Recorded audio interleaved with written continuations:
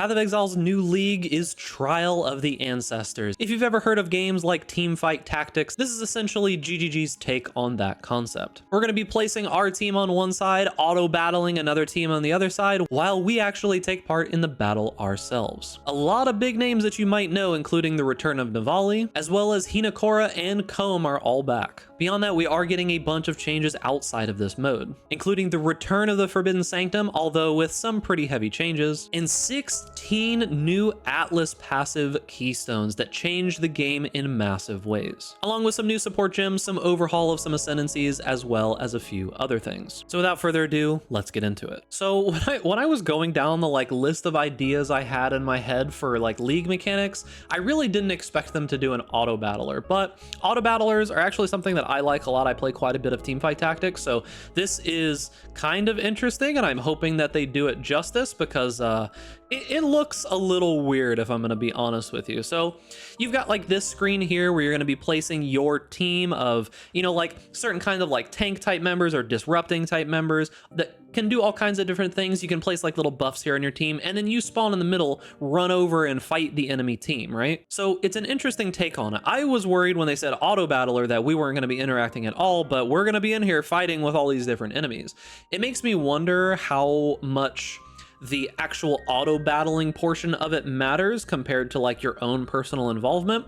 Because if you're powerful enough, can't you just completely overwhelm absolutely everyone else in there with just crazy power? Hopefully that's the case. But you can see, you can get things like this tidal wave idol that casts a tidal wave which rolls forward, crashing into the first enemies it hits. There's lots of interesting and cool stuff that can happen in these little battles here. Now, some of the main things that you're going to be getting are going to be these tattoos that you're going to be able to replace passives on your skill tree with. Now, when I saw this, I was kind of really? We're replacing skill passives. So the idea here is that most of these basic ones are going to be replacing the small stat nodes, although people don't realize how important those little small stat nodes are a lot of the time. So this is actually a bigger decision that you have to make than it might seem at first glance, because most people are going to see this and be oh, small passive nodes, screw those, get those out of here, dude. Give me the fire resistance, sure, and you want to give me movement speed and lightning damage, hell yeah, dude. But intelligence, strength, and dexterity are actually kind of important. You got to be able to equip your gear, and you need those to be able to equip skills, and they do give you passive benefit as well. So you can't just replace all of these. However, there are some interesting ones here, replaces a small attribute passive skill with grants 1% increased reservation efficiency of skills.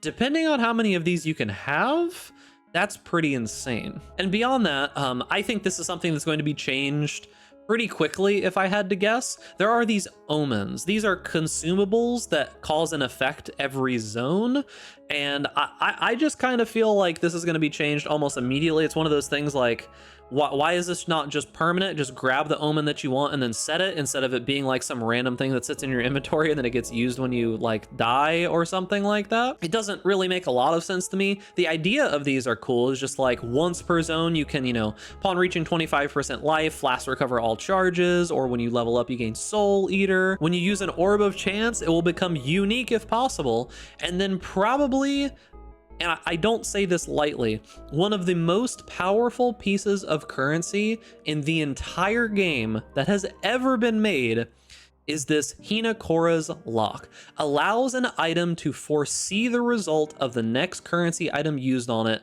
Modifying the item in any way removes the ability to foresee. So if you use this Hinakora's Lock on a big in-game item, you will know exactly what the next currency item will do. Meaning that if you exalt that item, you'll know the exact mod that it's going to exalt to. I expect this to be unbelievably expensive, definitely more expensive than Divines. Probably not as expensive as a mirror, but I think it's going to be significantly more expensive than a Divine. This thing is ridiculous, and honestly, probably won't make it through this league if I had to guess. Now, the uniques that we're getting for this league are honestly kind of bad, the ones that we've seen so far. This Bound Fate belt, I'm expecting someone to break this in some way, but for generic builds, this just seems really bad. You could very easily go an entire minute just getting all bad effects from this. I just can't see a world in which this is good for any any normal build, to be honest with you. The Arohangui's Tending, life flasks and mana flasks used on low life or low mana apply a recovery instantly. The only flask that I can see this being somewhat broken with is the unique life flask, the Karui flask that like heals you to full at the end of flask effect. So I'm wondering if this just makes it so that while you have this amulet and you use that flask is just a instant full health no matter what. If that's the case, that's like one interesting use for it, I guess. And then this chest piece, I don't know, it just seems kind of bad, if I'm going to be honest with you. It gives you a bunch of life if there are no life modifiers on any other equipped items, but that means any uniques that have life on them are instantly bad. It means that you can't have life on any of those items for this ability to actually function. And it takes up a chest piece slot, which, yeah, I mean, it could be powerful, but are you really going to give up like Eldritch Implicits and, you know, all the crazy stuff that you can have on a chest piece? I'm not so sure. Now, as I said before, the Forbidden Sanctum is returning. Forbidden Sanctum maps are coming back as itemized pieces of, I guess, currency maps, whatever you want to call them. This is going to be a new end game mode is essentially what they're trying for this to be. So you could take and just spend absolutely all of your time in Sanctum if that's what you wanted to do. The way that these are going to work is that you will get these itemized maps, essentially. You'll run it, and then when you get to the end of that section, it's going to drop a new itemized map with all of your things locked into where you're at, and you can sell that, continue it, or do whatever you want. The example that they gave on the stream was that if you got up to the point where you got this crazy sanctum that you could go through and there's like a mirror of Kalandra at the end of it, but you don't know that you can actually finish it, you could sell it to somebody else for maybe like a tenth of a mirror and maybe they could finish it or something like that. I doubt that's going to be the case super often. On top of that, they have made it so that all of these relics are now going to be tradable, but they've nerfed them pretty heavily at this point. So that's pretty cool. The unique relics, as far as I can tell, have all been removed and replaced with significantly less powerful ones. I know some people are probably a little upset about that, but I think the uniques, like the normal unique items from Forbidden Sanctum, are probably returning though. Easily one of the biggest changes, and the one that I am most likely the most hyped for out of everything here, and once we get all the new keystones, I'll make a completely separate video talking about this, are these new end-game keystones that we're getting. Some of the interesting ones that they showed us is like Extreme Archaeology, 200% increased explosive radius in your maps, 100% increased explosive placement, an expedition in your maps spawn with an additional 10% of life missing, number of explosives is 1.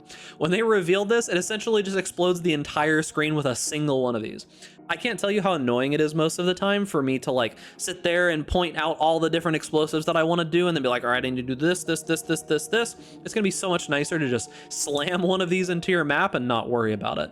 You will have to be careful because, you know, you don't want to like get mods that you can't do, but this is going to be a definite upgrade to Expedition currently for people who are very lazy like I am. They're also making it so that Vol side areas are no longer corrupted. This means that you'll be able to roll the zones and you'll be able to force like very specific map mods on them, which could be pretty cool.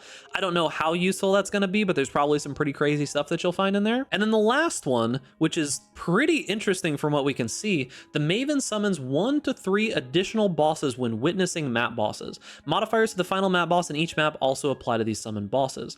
So if you get something that says like double boss and you run this, you could potentially be fighting 8 map bosses. And I'm assuming that all of those get witnessed.